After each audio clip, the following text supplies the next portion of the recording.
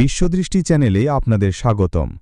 আজকের শিরোনাম, Iran Israel সংঘাতের পর পাকিস্তানের পারমাণবিক প্রকল্প কি ইসরায়েলের পরবর্তী লক্ষ্য?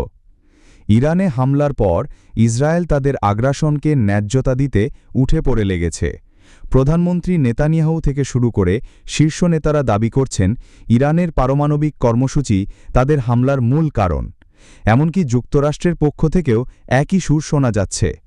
এর মধ্যে ইসরায়েলের একাধিক উচ্চপদস্থ নেতা ইরানের সর্বোচ্চ নেতা আয়াতুল্লাহ আলী খামেনিকে হত্যার হুমকিও দিয়েছেন।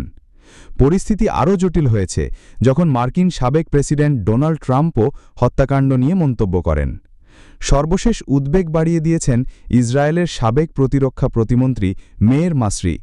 তিনি সামাজিক যোগাযোগ মাধ্যম এক্সে পোস্টে বলেছেন, ইরানে অভিযানের পর ইসরায়েলের পরবর্তী লক্ষ্য হবে পাকিস্তানের পারমাণবিক প্রকল্প। এই মন্তব্য দক্ষিণ এশিয়া জুড়ে নতুন করে উদ্বেগ তৈরি করেছে।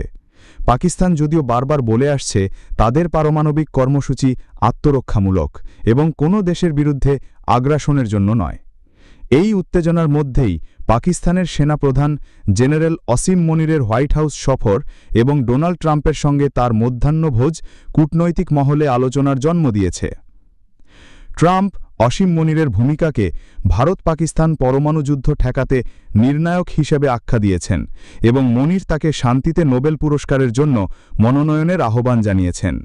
বিশ্লেষকরা বলছেন, ইসরায়েলি সাবেক মন্ত্রীর মন্তব্য কেবল মধ্যপ্রাচ্য নয়, দক্ষিণ এশিয়ার নিরাপত্তা চিত্রেও নতুন উদ্বেগের ইঙ্গিত দিচ্ছে। পরিস্থিতি কোন দিকে মোড় নেয় এখন সেটাই দেখার বিষয়।